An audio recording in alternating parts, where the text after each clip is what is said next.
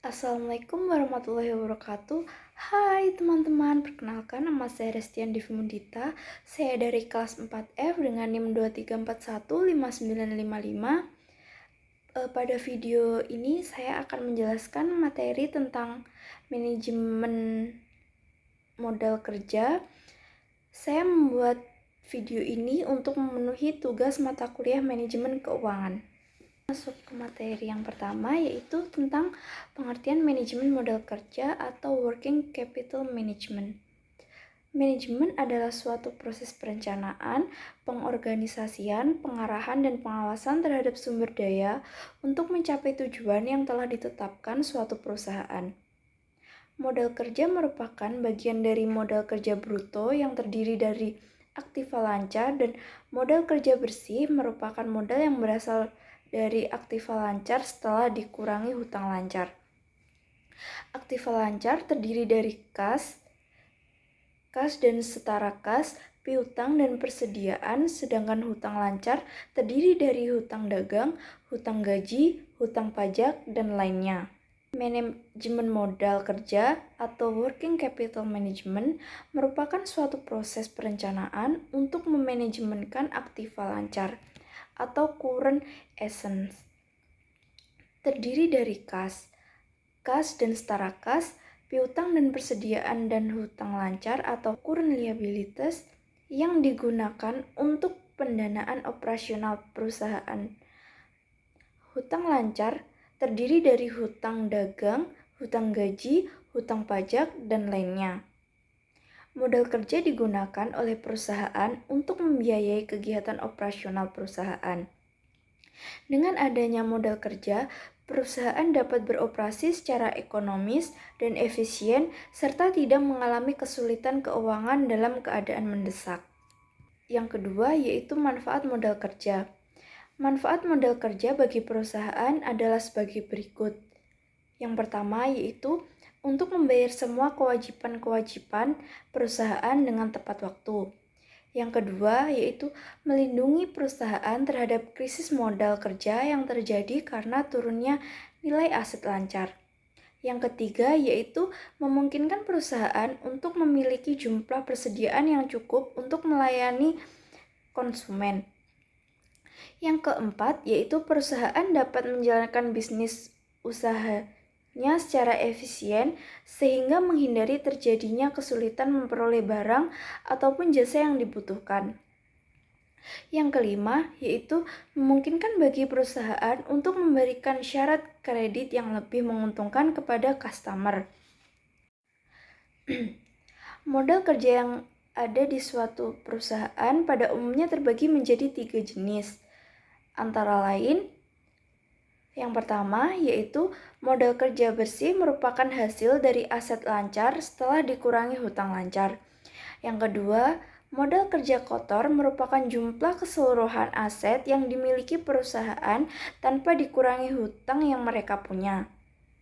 Yang ketiga yaitu kekurangan modal kerja di suatu perusahaan dapat terjadi apabila aset lancar telah dikurangi hutang lancar. Namun, hasilnya lebih besar hutang lancar bila dibandingkan aset lancar. Materi yang keempat yaitu tujuan manajemen modal kerja. Adapun tujuan dari manajemen modal kerja yaitu yang pertama, modal kerja digunakan untuk memenuhi likuiditas perusahaan. Maksudnya, suatu perusahaan sangat tergantung pada modal manajemen modal kerja. Yang kedua, manajemen perusahaan memiliki persediaan yang cukup untuk memenuhi kebutuhannya.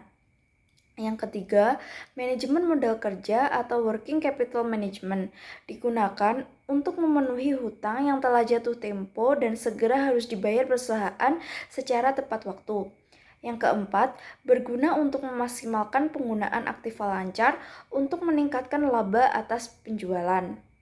Yang kelima, yaitu perusahaan dapat mencegah dengan cepat apabila terjadinya krisis modal kerja akibat turunnya nilai aset lancar. Yang keenam, yaitu yang terakhir, dapat memungkinkan perusahaan untuk memperoleh tambahan dana dari para kreditor. Yang kelima, yaitu jenis-jenis modal kerja. Secara umum, beberapa jenis modal kerja dalam suatu perusahaan adalah sebagai berikut. Yang pertama, uang tunai atau kas, yaitu modal kerja paling liquid yang bisa dipergunakan untuk membiayai operasional bisnis secara langsung. Yang kedua, persediaan, yaitu barang atau bahan baku yang dimiliki oleh perusahaan yang nantinya diproduksi menjadi barang jadi. Yang ketiga, piutang, yaitu modal yang diterima oleh perusahaan dari pembayaran barang atau jasa yang belum dilunasi oleh pelanggan. Yang keempat, hutang usaha, yaitu hutang yang memiliki waktu jatuh tempo singkat dan dihasilkan dari pembelian barang atau jasa dari kreditur atau supplier lainnya. Yang kelima, biaya yang masih harus dibayar. Dan yang keenam, investasi jangka pendek. Materi yang keenam yaitu fungsi modal kerja. Fungsi modal kerja adalah sebagai berikut. Yang pertama, keberlangsungan perusahaan akan terjamin jika memiliki modal yang cukup, terutama saat terjadi krisis yang mengakibatkan penurunan nilai aset yang dapat diubah menjadi uang tunai. Yang kedua, memberikan layanan yang lebih baik, lancar, dan cepat kepada pelanggan dengan dukungan modal yang mencukupi. Yang ketiga, melunasi semua kewajiban sesuai dengan tenggat waktu yang ditetapkan oleh pihak ketiga, seperti utang dan pinjaman bank. Yang keempat, memberikan kredit kepada konsumen dengan syarat-syarat yang menguntungkan dan mudah. Yang kelima, membantu meningkatkan efektivitas dan efisiensi kegiatan internal dan eksternal perusahaan dengan adanya modal yang stabil. Yang keenam, modal yang mencukupi dapat menutupi kerugian perusahaan tanpa mengganggu kondisi keuangan perusahaan secara keseluruhan. Yang ketujuh, perusahaan dapat memenuhi hak-hak pekerja terkait dengan gaji, tunjangan, dan asuransi keselamatan kerja. Yang kedelapan, mempercepat pengumpulan piutang dari pelanggan. Yang kesembilan, memungkinkan perusahaan untuk menggunakan aset lancar secara optimal seperti piutang dan persediaan barang.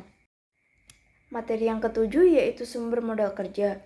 Modal kerja dapat ditentukan dari beberapa sumber, yakni sebagai berikut. Hasil operasional perusahaan merupakan jumlah laba bersih yang tercantum di laporan laba rugi dalam laporan keuangan perusahaan. Dengan adanya laba, maka modal kerja di suatu perusahaan akan bertambah. Keuntungan dari penjualan surat-surat berharga. Surat-surat berharga yang dimiliki perusahaan apabila dijual, maka akan menambah modal kerja perusahaan. Modal kerja tersebut digunakan untuk mendanai aktivitas operasional perusahaan serta mengembangkan perusahaan tersebut. Yang ketiga, penjualan aset tetap. Hasil penjualan aset tetap berupa tanah, mesin, kendaraan, bangunan, dan sebagainya dimaksudkan untuk menambah modal kerja perusahaan. Yang terakhir yaitu penjualan saham atau obligasi. Apabila keadaan keuangan perusahaan kurang stabil, perusahaan dapat menjual saham yang dimilikinya kepada pihak lain beberapa persen. Hal ini dilakukan agar perusahaan mendapatkan tambahan modal kerja yang dibutuhkan untuk menstabilkan keadaan mendesak di suatu perusahaan. Materi yang kedelapan yaitu hubungan likuiditas dari modal kerja. Salah satu tujuan dari perusahaan adalah mempertahankan kelangsungan setiap kegiatan operasional perusahaannya.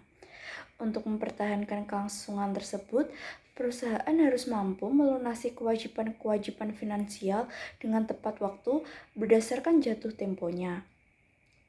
Kemampuan perusahaan untuk melunasi kewajiban jangka pendek perusahaan disebut likuiditas. Meskipun semua aset dalam perusahaan memiliki tingkat likuiditas yang berbeda-beda, akan tetapi aset yang paling likuid adalah kas, sehingga butuh manajemen yang baik. Likuiditas merupakan perbandingan antara aset lancar dan hutang lancar, yaitu kemampuan perusahaan mengolah agar aset lancar dapat melunasi hutang lancar berdasarkan tanggal jatuh temponya. Oleh karena itu, perusahaan harus memperhatikan jangka waktu pemakaian dana perusahaan dan berapa lama dana tersebut diperlukan dalam perusahaan. Modal kerja mempunyai hubungan yang saling berkaitan dengan likuiditas di setiap perusahaan, karena dengan adanya modal kerja perusahaan dapat menjalankan kegiatan operasional perusahaan setiap harinya dan dapat membayar kewajiban jangka pendek perusahaannya.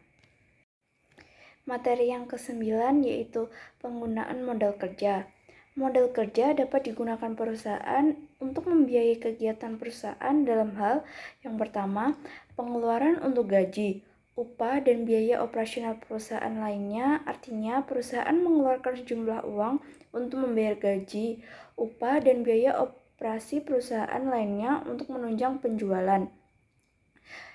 Kedua, pengeluaran untuk pembelian bahan baku atau barang dagangan. Artinya, pengeluaran untuk membeli bahan baku atau barang dagang yang akan digunakan untuk produksi dan dijual kembali. Yang ketiga, menutupi kerugian akibat penjualan surat berharga. Artinya, pada saat perusahaan menjual surat berharga, apabila perusahaan mengalami kerugian, maka akan mengurangi modal kerja. Oleh karena itu, harus segera ditutupi agar tidak mengganggu pendanaan untuk kegiatan operasional lainnya. Yang keempat, pembentukan dana yang akan mengubah bentuk aset lancar menjadi aset tetap, merupakan pemisah aset lancar untuk tujuan jangka panjang. Pemisah aset lancar yang tujuannya untuk pembentukan dana pensiun, dana ekspansi, atau pelunasan obligasi. Yang kelima, pembelian aset tetap. Pembelian aset tetap seperti tanah, bangunan, mesin, dan kendaraan. Pembelian ini akan mengakibatkan berkurangnya aset lancar yang akan menimbulkan munculnya hutang lancar. Dan materi yang ke-10 yaitu perputaran modal kerja. Perputaran modal kerja merupakan salah satu rasio yang digunakan untuk mengukur aktivitas bisnis terhadap kelebihan yang diperoleh dari aset lancar atas hutang lancar yang ditunjukkan dari banyaknya penjualan. Modal kerja dalam suatu perusahaan selalu dalam keadaan berputar atau beroperasi untuk menunjang kegiatan operasional perusahaan. Perputaran modal kerja dimulai pada saat kas diinvestasikan dalam komponen modal kerja hingga investasi tersebut menghasilkan kas kembali. Untuk menilai keefektifan suatu modal kerja, maka dapat diukur dengan rasio antara total penjualan dengan jumlah modal kerja rata-rata. Adapun rumus yang digunakan untuk menentukan perputaran modal kerja adalah perputaran modal kerja sama dengan penjualan dibagi modal kerja rata-rata. Sekian penjelasan materi dari saya. Bila ada kurangnya saya mohon maaf. Wassalamualaikum warahmatullahi wabarakatuh.